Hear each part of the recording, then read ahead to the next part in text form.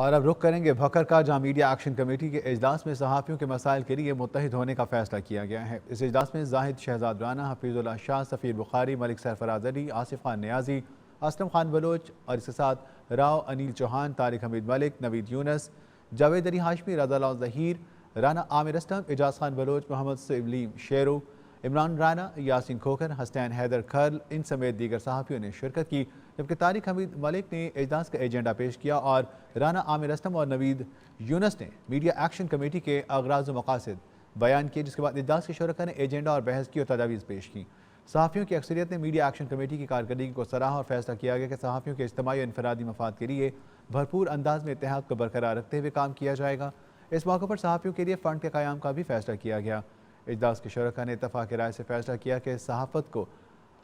آڑ لینے والے غیر صحافتی افراد کے خلاف کارروائی کی جائے، تاکہ ایسے عناصر صحافت اور صحافیوں کی بدنامی کا باعث نہ بنیں۔